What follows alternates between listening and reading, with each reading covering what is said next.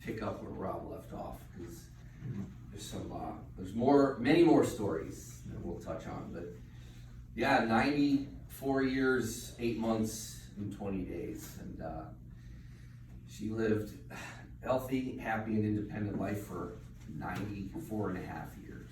So that was pretty amazing. We were all very lucky, as was she. And yeah, she was ready to go. It was jarring, but at the same time, she was a take charge person. And I got used to talking to her on the phone when she was in this unhealthy state. And I'd say, "How you doing, Mom?" "Good. I prayed all night for God to take me, and here I am again." Those were the discussions we had early on. I said, "Mom, you have a sore back. You're not going to die from that." But she was ready, and eventually she did take charge of the whole thing. Both Mom and Dad were members of what we now refer to as the Greatest Generation, which I think is a really cool thing. Truth be told, 1925 is actually the cusp year between the Greatest Generation and the one that followed, which is referred to as the Silent Generation. And I think we would all agree that Anne would not fit well inside. So the Greatest Generation happily adopted her. 1925, that's incredible. That was so much. Their lives spanned such an incredible period of time. 1925 was the year the first issue of the New Yorker was published. It was the year Mussolini became the dictator of her beloved Italy. It was the year the Chrysler Corporation was founded. And then similarly, Rob mentioned my dad, Joe. Joe was born in 1919. That was the year the Nazi Party was founded, which he ended up fighting against in his later years. It was the year the first automobile in America rolled off an assembly line, and it was the first year Prohibition was established. Thankfully, that ended soon thereafter. But when you think about the incredible change that they experienced in their lifetime, it's stunning to me, not having been around that long. But having grown up during the Depression, like Rob said, not from a solid middle class upbringing like most of us were, or certainly like her kids were. Dad serving in World War II, them building their lives, and fast forward into the 80s, and they used to be in Sandy Cove watching the space shuttle go up. It's just an amazing passage of time. You heard Rob say, the 20 years since Dad's death and Mom living on her own, she really embraced that time period incredibly. It was like she said to Stephanie and I, we went on a trip shortly after my dad died, and we brought her with us. And we were very sad. I was very sad, but she was like, "Hey, I had a life before Joe, and I had a life with Joe, and now I'm gonna have a life after Joe." Wow. And she did. And when you think about all the technological advancements that she lived through, and she talked about them, starting from when she was a very young woman with dishwashers and freezers, and these were new things for her. And then microwave ovens and video recorders and answering machines. These were all challenges at some point. Obviously computers, cell phones. I remember at Disney World, I got my dad a cell phone before he died, and we were at Disney World. He had it for a few months. I said, "How's that working, Dad?" He goes, "I can't get it to work." I go, "What do you mean you can't get it to work?" And I go, he goes, "I can't get a dial tone." I had to tell him that you don't need anything. So microwave ovens, iPads. In the end, she, and I quote, she said, "I just don't like this high-tech shit." She said that all the time to everyone.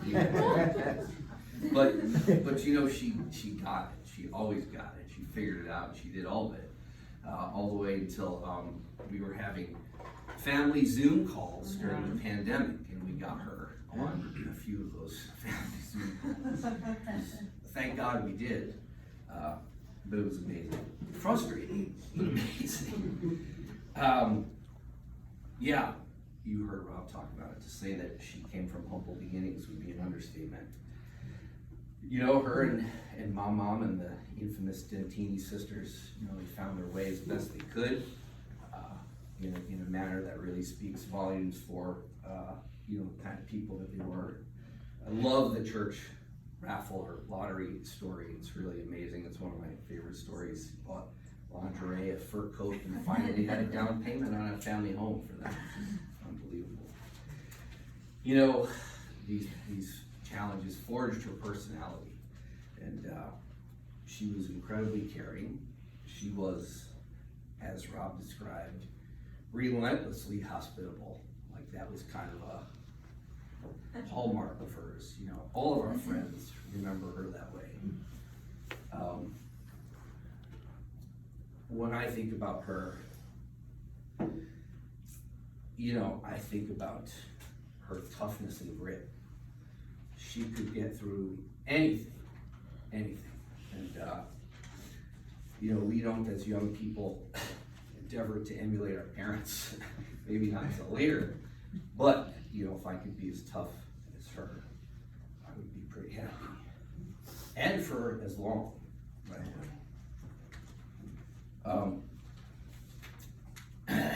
She was also a fighter. But, you know, like Rob said, I met my dad. That was a big life-changing thing. My dad used to tell the story of telling his friends that they were moving to Indiana. And the Jerseyites used to ask if there were still Indians there. West at that time for this family and this community was the Delaware River. So Lake Michigan was inconscionable at the time. So, and no one knew what that was like. And then Alan tells the story, at least to me, because I wasn't there, of driving to Michigan City and finding their rental house on Stop 15 and Lakeshore Drive and tumbling out of the car onto like the sandy beach of Lake Michigan, and they thought it was paradise. So I can imagine, and except for one thing, which Rob talked about, you know, so my dad settled into his career, and Mom settled into a 25-year battle with the sand. Like, that was it, man. I can tell you, in my head, I can hear as clear as a bell, is there sand in your shoes? Why is there sand in the car? Don't take your socks off inside. Like, the sand, it was just, like, don't bring those towels in the house. It was incredible. Rob, so you can imagine if Rob is referring to her as more of a hands-off parent. So you can imagine, fast forward 16 or 18 years to the kind of, you know, growing up that I had, which were, my friends were, some of them were convinced that Alan was my father. And my parents kindly took me in. And my siblings always talked about how spoiled I was, which was true. Because I was, what really, my life was much more of an only child to very old and tired parents, which I learned quickly and took full advantage of, and respected them both for their effort, nonetheless. But yeah, I mean, it feels almost insignificant to talk about such a long life lived so well over such a long period of time, especially in a few minutes. You flip through the decades, you know, like a storybook. But living through wars, she lived through 2 Great Depressions, raising 5 kids, married 55, more than 55 years, I think, and still living another 20 years after that. It's really amazing. You know, I think back to how hard they worked all the time. That was their calling card. They were just super hard workers. They made sure that we had everything. Even there, you know, we had 3 little segments of family. They always made sure we had everything, and we had a very good life. They both always said that their proudest achievement was putting 5 kids through college, which I think we could all appreciate is an incredible feat. after, she moved into Villages, which she was reluctant to do for quite some time, we finally said, "Ma, you gotta do this." She agreed. We couldn't make her do anything she didn't want to do. She's like, "My kids." She got in there and she said, I don't really want to make new friends. I don't really want to be social. I just want to do my thing. Well, that was not at all how it was. She loved talking to all of us all the time. We always had these really long, really great discussions. And she loved talking about everything, like whatever we were up to, current events, politics. She loved talking about finances. She always wanted to know about my job. Even after 20 years of really long discussions, many of which overlapped significantly, she was always trying to figure out exactly what it is I do. Which is fine, I get that. And she also loved, she got settled into that community really, really well. And I could tell what was happening. She wanted sound bites to tell her friends because she was like the freaking mayor of that place. Walking through, we visited as a family once, and she made dinner reservations in the dining room, and walking us through the dining room, stopping at every single table was like such a proud thing for her. It was really funny. And so I knew when we were having those discussions that she was genuinely interested, genuinely learning, genuinely thirsting for that information, and really looking for things to impress her bingo table, dining room table with, and I'm sure she took every opportunity to do that. We had so many great discussions. I remember a few years ago, she turned 95, and I was like, "Geez, Mom, what's it like to be 95? It was 94. So I think it was 90, at her 90th birthday. I said, "Mom, gosh, what's it feel like to be 90? And we were in Florida, and she said, "Well, I don't feel that much different, but my sons are old men."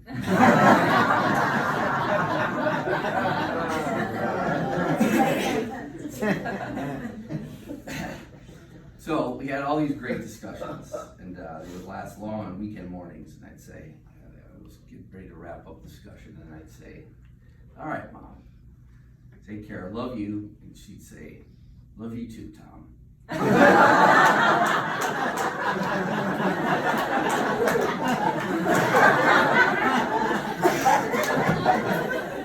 I grew to realize that she actually did know who she was talking about.